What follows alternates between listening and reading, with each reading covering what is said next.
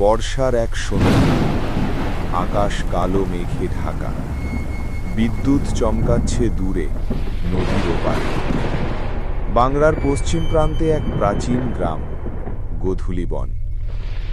এই গ্রামের নাম শুনলেই শহরের মানুষ অজান্তে শিউরে ওঠে, কারণ গ্রামের পাশে যে পুরনো নদীঘাটটি রয়েছে, সেখানে বছর 20 আগে এক নৌকাডুবিতে প্রাণ হারিয়েছিল একদল যাত্রী। সেই ঘটনার পর থেকে কেউ আর সন্ধ্যার পর নদীর ঘাটের দিকে মুখ করে না। এরপর পেরিয়ে যায় প্রায় 21 বছর। একদিন শহর থেকে আসে 4 বন্ধু, অর্ণব, সুভাষ, নীল আর রাহুল। তাদের ইউটিউব চ্যানেলের জন্য একটি হরর ভিডিও বানাতে এলো গোধূলিবনে। তারা শুনেছিল এই নদীঘাটে আজও মাঝরাতে কান্না শোনা যায়, অস্পষ্ট, মর্মভেদী, যেন কেউ ডেকে চলেছে নদীর বুক থেকে। বর্ষার ছোঁয়া তখনও পুরোপুরি নামেনি, কিন্তু আকাশ ঘন কালো মেঘে ঢাকা। বিকেল গড়িয়ে সন্ধ্যা নামছে ধীরে ধীরে। লোকাল ট্রেনটা কাঁপতে কাঁপতে এগোচ্ছে পূর্ব বাংলার গভীর গ্রামাঞ্চলের দিকে, গোধূলিবন স্টেশন। জানালার বাইরে ধানক্ষেত, মাঝে মাঝে বৃষ্টির ফোঁটা, দূরে কুয়াশায় ঢাকা পাহাড়ের আভাস। এই ট্রেনে বসে আছে 4 বন্ধু, অর্ণব, সুভাষ, নীল আর রাহুল। বৃষ্টি থেমে গেছে, ট্রেন ছুটছে গোধূলিবনের দিকে। নীল, দলের হাস্যরস, বয়স 23, সবসময় কৌতুক করে পরিবেশ হালকা রাখে। তার বিশ্বাস ভয়কে হাসিতে হারানো যায়। কিন্তু যখন ঘটনা সত্যি ঘটে, তখন নীলই প্রথমে ঘাবড়ে যায়।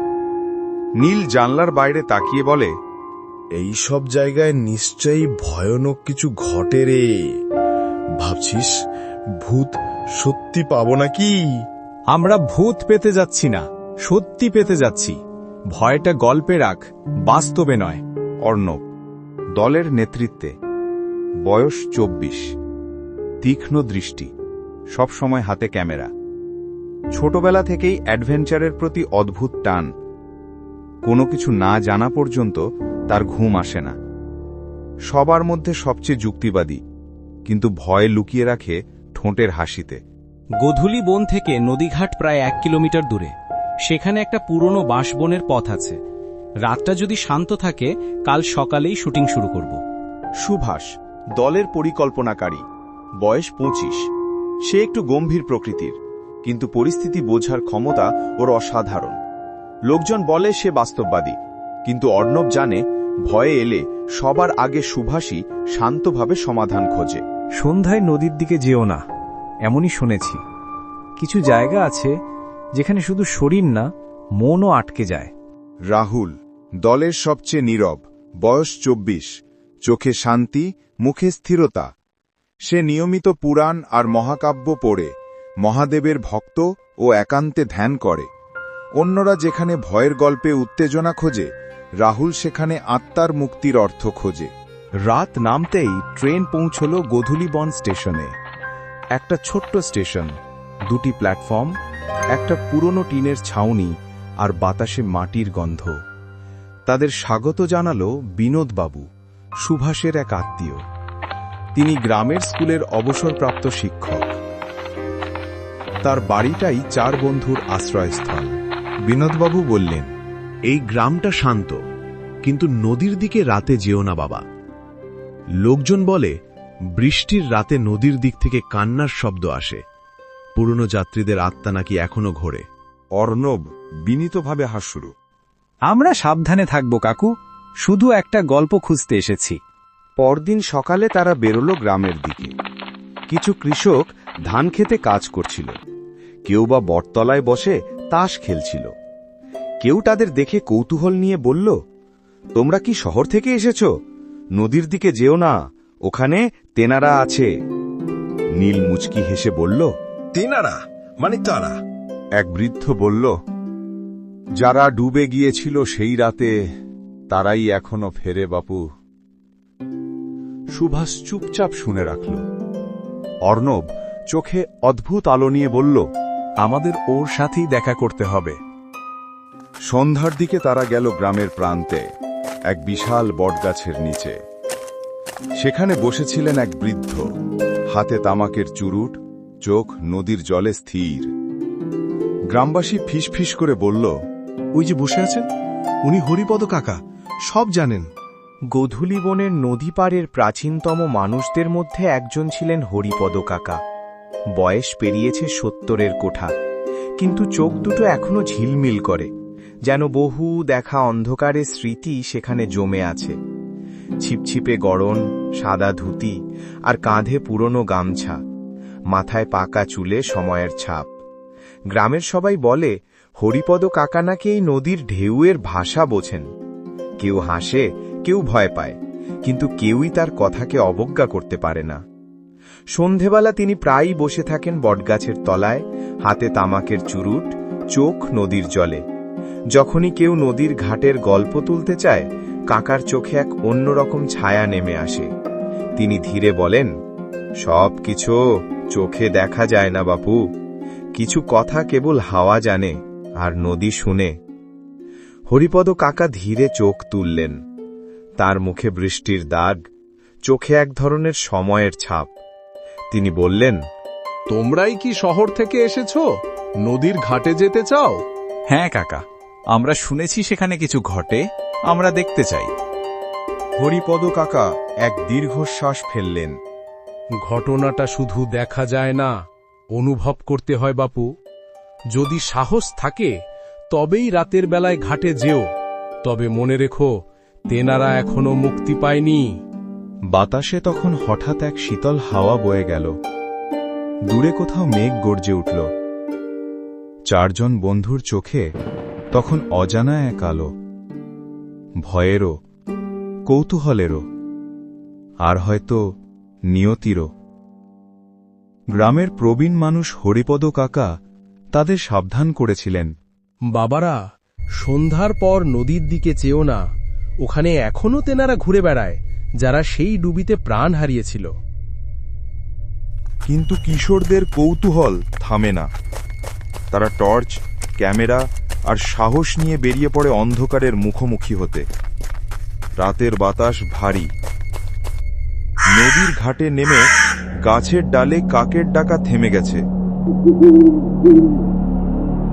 ক্যামেরা অন করো, এখনই শুরু করি। স্ক্রিনে কিছু ঝাপসা লাগছে। ওদিকে কিছু নড়ছে মনে হয়। আলো ফেলা ওদিকে কিছুই নেই, কিন্তু এই গন্ধটা কাঁচা কাদার মতো।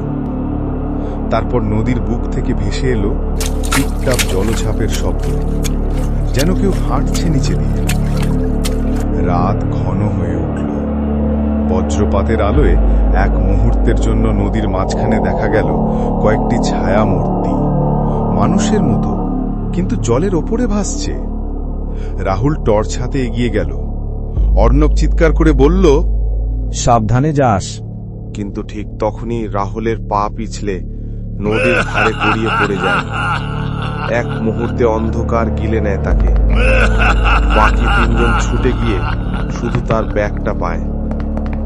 ক্যামেরায় রেকর্ড হয় নদীর ওপর ভেসে থাকা অস্পষ্ট কয়েকটি অবয়ব, যেন হারিয়ে যাওয়া সেই যাত্রীদল ফিরে এসেছে তাদের জায়গায়।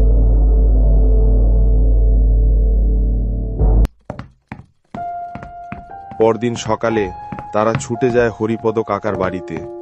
অর্ণব কাঁপা গলায় বলে, রাহুলকে পাওয়া যাচ্ছে না কাকা।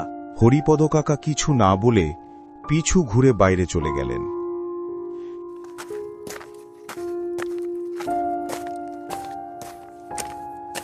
কিছুক্ষণের মধ্যেই তিনি নিয়ে এলেন গ্রামের এক প্রবীণ পণ্ডিত, যিনি নদীর কূলে ধ্যান করতেন প্রতিদিন। পণ্ডিত রাহুলের ফেলে যাওয়া জামা ও মালা হাতে নিয়ে চোখ বন্ধ করলেন। তারপর ধ্যানী বসে কিছুক্ষণ চুপ থাকলেন। বাতাস থেমে গেল, কেবল নদীর গুঞ্জন শোনা যাচ্ছিল। কিছু সময় পর তিনি চোখ খুলে ধীরে বললেন, এই ছেলেটি শিব ঠাকুরের ভক্ত। ওর শরীরে ভক্তির চিহ্ন আছে, গলায় ছোট্ট রুদ্রাক্ষের মালা আর কপালে প্রায় মিলিয়ে যাওয়া তিলকের অবয়ব। এই ভক্তির বলেই ওর প্রাণে কোনো অশুভ ছোঁয়া লাগবে না। ও ফিরে আসবেই, কারণ মহাদেবের আশীর্বাদ যার ওপর থাকে তাকে তেনারা কিছুই করতে পারে না। অর্ণবের বুকের ভিতর আশা জেগে উঠল। সন্ধ্যা ঘনিয়ে এলো। ঠিক তখন গ্রামের দিক থেকে এক চিৎকার ভেসে এলো, রাহুল! নদীর চড়ায় রাহুলকে পাওয়া গেছে। সবাই ছুটে গেল নদীর দিকে। দেখল রাহুল পড়ে আছে ভেজা বালির উপর, মুখ শান্ত, শরীরে কোনো আঘাত নেই। পণ্ডিত ছেলেটির পাশে বসে মন্ত্রপাঠ শুরু করলেন। কিছু সময় পর রাহুলের চোখ খুলে গেল। সে ধীরে বলল, আমি দেখেছি তেনাদের, তারা একদল মানুষ ডুবন্ত নৌকায় আটকে আছে। তারা বলছিল, আমাদের মুক্তি দাও। তারপর এক আলো ছড়িয়ে গেল, আর আমি এখানে। পণ্ডিত মৃদু হাসেন। ওরা মুক্তি চাইছে, এবার তোমরাই তাদের সেই মুক্তি দাও। পরের দিন সকালে 4 বন্ধু সিদ্ধান্ত নিল তারা আর কোনো ভিডিও বানাবে না। তারা গ্রামের পুরোহিতকে ডেকে নদীর ঘাটে একটি শান্তি যজ্ঞের আয়োজন করল। দীপ জ্বালিয়ে, ফুল ভাসিয়ে, মন্ত্রপাঠের মধ্যে দিয়ে তারা যাত্রী আত্মাদের মুক্তি প্রার্থনা করল। নদীর ওপর ধোঁয়ার মতো কুয়াশা ভাসছিল, কিন্তু বাতাসে অদ্ভুত প্রশান্তি। যজ্ঞ শেষ হতেই হঠাৎ নদীর দিক থেকে এক মৃদু আলো উঠল, তারপর ধীরে ধীরে মিলিয়ে গেল জলের গভীরে। হরিপদ কাকা দূর থেকে বললেন, আজ গোধূলি বনের অভিশাপ ঘুচে গেল বাবারা, তেনারা মুক্তি পেয়েছে। ছেলেরা নীরবে মাথা নিচু করল। তারা জানত এই যাত্রায় তারা শুধু এক হরর ভিডিও নয়, এক অদৃশ্য প্রার্থনার উত্তর দিয়েছে। সন্ধ্যার আলোয় যখন তারা ফিরে যাচ্ছিল, অর্ণব হঠাৎ থেমে বলল, শোন, নদীর দিক থেকে কেউ কি বলল ধন্যবাদ? সন্ধ্যার আলো নিভে এলো। 4 বন্ধু নীরবে ফিরে গেল গ্রামের দিক থেকে। নদীর জল স্থির, আকাশে পূর্ণিমার ম্লান আলো। গোধূলি বনের অভিশাপ শেষ হল, কিন্তু তার গল্প থেকে গেল সময়ের গহ্বরে।